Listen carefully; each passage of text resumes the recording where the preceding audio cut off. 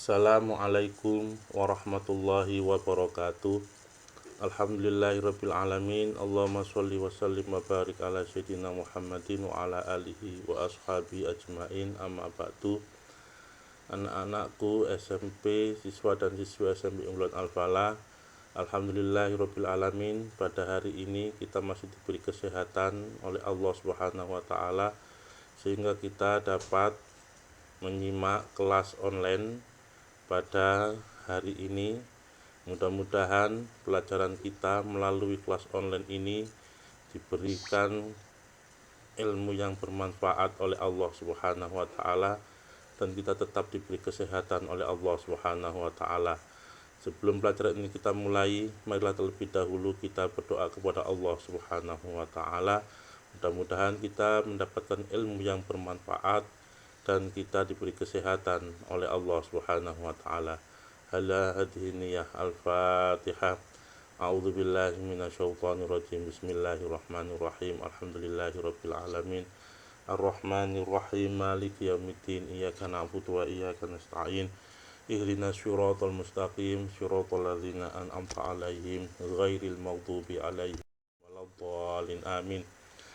Selanjutnya, anak-anakku, pelajaran kita kali ini pada hari ini tetap masih dalam bab 1, yaitu judulnya memahami kedudukan dan fungsi Pancasila, bagian atau pertemuan yang kedua. Untuk mengawali yang pertama, kita sudah sampai pada kedudukan dan fungsi Pancasila. Kita sudah nyampe pada poin A, yaitu kedudukan dan fungsi Pancasila. Secara umum, fungsi dan peranan Pancasila menurut TAP MPR nomor 3/MPR tahun 2000 tentang sumber hukum nasional dan tata urutan perundangan dinyatakan bahwa Pancasila berfungsi sebagai dasar negara. Saya ulangi lagi, menurut TAP MPR nomor 3/MPR tahun 2000, Pancasila dinyatakan Pancasila berfungsi sebagai dasar negara. Yang mana Pancasila sebagai dasar negara mempunyai maksud bahwa Pancasila digunakan untuk mengatur penyelenggaraan ketatanegaraan negara yang meliputi bidang ideologi, bidang politik, bidang ekonomi, bidang sosial, budaya, dan pertahanan keamanan. Berikut fungsi dan kedudukan Pancasila. Yang pertama, fungsi dan kedudukan Pancasila. Yang pertama adalah Pancasila sebagai jiwa bangsa Indonesia. Maksud daripada Pancasila sebagai jiwa bangsa Indonesia, semua kegiatan yang dilakukan negara, baik itu pemerintah ataupun masyarakat, harus sejiwa dengan nilai Pancasila.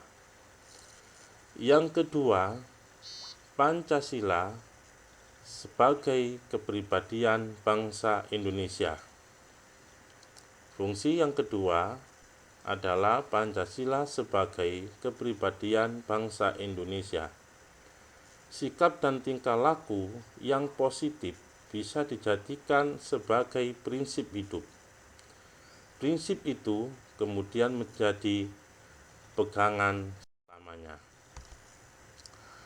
Berikut penjelasan Pancasila sebagai kepribadian bangsa Indonesia.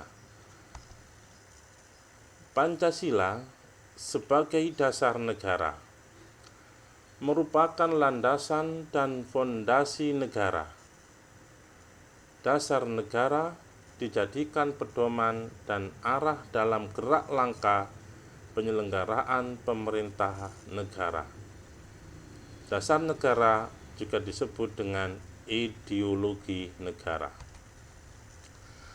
Pada dasarnya, istilah ideologi sendiri berasal dari bahasa Yunani, yaitu idein, yang bermakna melihat. Selanjutnya, istilah ideologi dalam bahasa Inggris menjadi idea, yang memiliki makna gagasan, cita-cita, konsep, serta kata logia yang bermakna ajaran. Dengan demikian, arti dari ideologi adalah ajaran atau ilmu tentang gagasan dan buah pikiran. Ideologi sendiri juga bisa berubah dan bertahan. Hal yang bisa merubah dan bertahannya ideologi karena ada 3 hal, yaitu dimensi idealisme, dimensi fleksibilitas, dan dimensi realitas. Berikut penjelasan dari dimensi idealisme, dimensi fleksibilitas, dan dimensi realitas. Dimensi idealisme adalah dimensi kekuatan ideologi yang terkandung dalam nilai dasar, mampu memberikan harapan kepada berbagai kelompok atau golongan masyarakat tentang masa depan yang lebih baik dalam kehidupan sehari-hari. Yang kedua, dimensi fleksibilitas. Dimensi fleksibilitas adalah ideologi dalam mempengaruhi dan menyesuaikan diri dengan perkembangan masyarakatnya tanpa menghilangkan jati diri ideologi itu sendiri. Yang ketiga, dimensi realitas. Dimensi realitas adalah nilai-nilai dasar yang ada pada ideologi itu mencerminkan kenyataan yang hidup dalam masyarakat di mana ideologi itu muncul pertama kalinya. Anak-anakku, itulah penjelasan dari 3 dimensi. Sekarang kita lanjutkan pada kedudukan dan fungsi Pancasila yang nomor 3. Kedudukan dan fungsi Pancasila yang nomor 3 adalah Pancasila sebagai sumber dari segala sumber hukum. Yang nomor 3 adalah Pancasila sebagai sumber dari segala sumber hukum. Hukum merupakan aturan yang dibuat oleh penguasa yang mengikat bagi semuanya. Jadi hukum adalah aturan yang dibuat oleh penguasa atau pemerintah yang mana hukum itu sifatnya mengikat bagi kita semua. Pancasila sebagai sumber hukum yang berfungsi sebagai sumber hukum yang mengatur segala hukum yang berlaku di Indonesia. Komponen hukum yang berlaku di Indonesia atau yang jenis-jenis hukum yang dimiliki oleh bangsa Indonesia adalah 1 berupa TAP MPR, yang kedua Undang-Undang Dasar, yang ketiga Undang-Undang, yang ketiga Perpu atau Peraturan Pemerintah Pengganti Undang-Undang, yang keempat Peraturan Pemerintah, Peraturan Presiden, Peraturan Daerah, KUHP, Kitab Undang-Undang Hukum Pidana, dan lain-lain, itu termasuk semua adalah komponen hukum yang dimiliki dan yang berlaku di negara kita Indonesia. Yang keempat, Pancasila sebagai perjanjian luhur. Maksudnya dari Pancasila sebagai perjanjian luhur adalah Pancasila dilahirkan atas dasar perjanjian yang disepakati oleh semua pihak pada sidang PPKI tanggal 18 Agustus 1945. PPKI kepanjangan dari Panitia Persiapan Kemerdekaan Indonesia. PPKI adalah badan yang mewakili suara rakyat Indonesia. Jadi, Pancasila merupakan hasil perjanjian bersama rakyat Indonesia. Kedudukan dan fungsi Pancasila yang nomor 5. Kedudukan dan fungsi Pancasila yang nomor 5 adalah Pancasila sebagai cita-cita dan tujuan bangsa Indonesia. Pancasila mengandung tujuan dan cita-cita bangsa yang terdapat dalam pembukaan Undang-Undang Dasar Negara Republik Indonesia tahun 1945 alinea kedua dan keempat. Jadi, tujuan dan cita-cita bangsa ini yang cita-cita dan tujuan bangsa ini termaktub dalam pembukaan Undang-Undang Dasar Negara Republik Indonesia tahun 1945 alinea kedua. Yang mana alinea kedua itu tujuan dan cita-cita bangsa yaitu negara Indonesia yang merdeka, bersatu, berdaulat, adil, dan makmur. Jadi, tujuan dan cita-cita bangsa yang terdapat dalam pembukaan Undang-Undang Dasar Negara Republik Indonesia tahun 1945 alinea yang kedua itu adalah berisikan negara yang merdeka. Berarti tujuannya ingin menjadikan negara Indonesia yang merdeka, ingin menjadikan negara yang bersatu, ingin menjadikan negara yang berdaulat, ingin menjadikan negara yang adil dan makmur. Itu adalah isi daripada alinea kedua. Dan alinea keempat. Alinea keempat, pembukaan Undang-Undang Dasar Negara Republik Indonesia tahun 1945 yang memuat cita-cita dan bangsa Indonesia adalah sebagai berikut. 1. Melindungi segenap bangsa Indonesia dan seluruh tumpah darah Indonesia. Tujuan yang kedua dari alinea keempat, memajukan kesejahteraan umum, mencerdaskan kehidupan bangsa. Yang ketiga, mencerdaskan kehidupan bangsa. Dan yang keempat, melaksanakan ketertiban dunia yang berdasarkan kemerdekaan, perdamaian abadi, dan keadilan sosial.